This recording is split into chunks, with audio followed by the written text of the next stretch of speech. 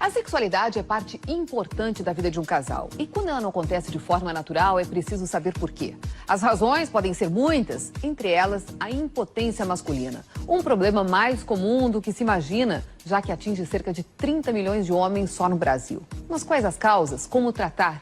É sobre isso que nós queremos conversar hoje com o urologista Márcio Averbeck. Boa tarde, bem-vindo ao Jornal do Almoço. Cristina. Você pode participar ligando 8401-0394 ou mandando um tweet para @JRBSTV. Aí está a primeira pergunta. Olá, tudo bem? Eu quero saber por que idade ocorre mais a impotência masculina. Bom, a gente sabe que a impotência pode acontecer em qualquer idade, desde a adolescência até a idade mais, em homens mais velhos. É importante lembrar que acima de 40 anos, a frequência desse problema aumenta. A gente estima que cerca de 50% dos homens que tenham mais de 40 anos e que estejam num relacionamento estável possam se queixar de algum problema de disfunção erétil, seja ele de grau leve, moderado ou severo. Agora, episódios eventuais de impotência são normais, doutor, na vida de um homem? São normais, ainda mais frente ao estilo de vida atual, da correria, do estresse. Esses fatores podem sim influir na performance Quando sexual. buscar ajuda? Quando acontece mais de uma vez. É importante buscar ajuda porque, evidentemente, quando o paciente é mais jovem, pode ter algum problema psicológico associado. Mas a gente tem que investigar fatores de risco para o problema de ereção. E nesse aspecto é importante uma avaliação médica. Aí está a outra pergunta. Me diz uma coisa, quais são as causas da impotência masculina? Causas da impotência, muito bem. A gente sabe que o estilo de vida com sedentarismo, a falta de prática de exercícios físicos, assim como pressão alta, diabetes, né? Colesterol alto, tabagismo, uso de drogas, esse consumo excessivo de bebidas alcoólicas, são fatores que predispõem ao problema de ereção. E podem ser efeitos colaterais de outras doenças? Podem, com certeza. Como, por exemplo, a pressão alta. O indivíduo toma remédio para pressão alta. O próprio medicamento tem como efeito colateral, em determinadas circunstâncias, o problema da ereção.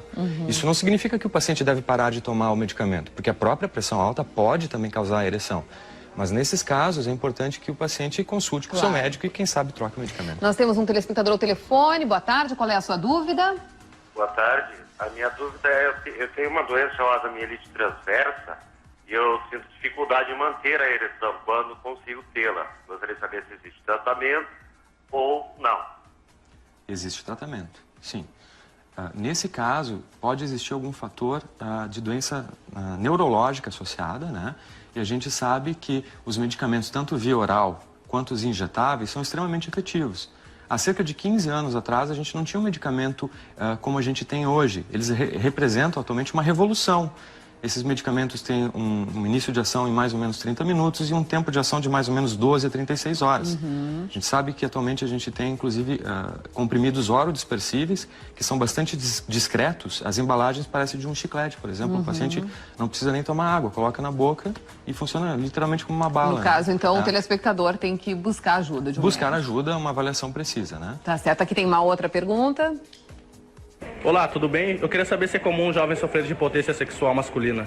O jovem. É muito comum. A adolescência é uma fase de muitos, digamos assim, enfrentamentos. Então, nesse estágio, os fatores psicológicos são bastante evidentes. Como, por exemplo, o estresse, depressão, O medo ansiedade. de não agradar a parceira, de repente? Isso mesmo. A impotência dá medo, mas a recíproca também é verdadeira, né? O medo causa impotência sexual, porque vai de encontro ao fenômeno normal da ereção, que é o relaxamento da musculatura no pênis, que faz o aumento do pênis, né? Então, é importante que esse paciente procure uma ajuda, porque quando a ansiedade está presente, isso pode se transformar numa bola de neve. Isso é um círculo vicioso e o paciente pode ficar cada vez pior. A pergunta seguinte era sobre o estresse. O estresse pode causar impotência, doutor? Cristina, até 70% dos pacientes que se apresentam no consultório com queixa de disfunção erétil, a gente consegue identificar, sim, um fator de estresse. Pode ser um problema de relacionamento, um problema no trabalho, até dificuldades financeiras, isso tudo influi com a sexualidade, com certeza.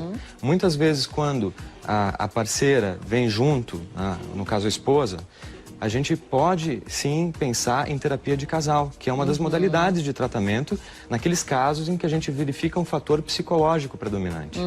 Agora, muitas vezes as pessoas, os homens aí, usam esses medicamentos para impotência, para aumentar a sua virilidade, enfim, melhorar o seu desempenho sexual. Isso não pode ter algum efeito colateral, doutor? O uso inadvertido desses medicamentos sem prescrição médica não é recomendável. É sempre importante lembrar que a automedicação representa um crime contra si mesmo. Esses medicamentos, eles não são desprovidos de efeitos colaterais. Que efeitos seriam esses? Dor de cabeça, rinite, pressão baixa, que às vezes pode acontecer, calorões, então uma série de efeitos colaterais. E existem contraindicações para o uso desses medicamentos. É por isso que é tão importante procurar uma avaliação médica. A outra pergunta aqui sobre a questão do cigarro. O fumo pode trazer problemas? O fumo é sim um dos fatores que podem causar impotência sexual, independente de qualquer outra coisa. Quando um paciente fuma e vem à consulta médica e quer um tratamento para disfunção sexual, a gente sempre pede para o paciente cessar o tabagismo. Isso é muito importante.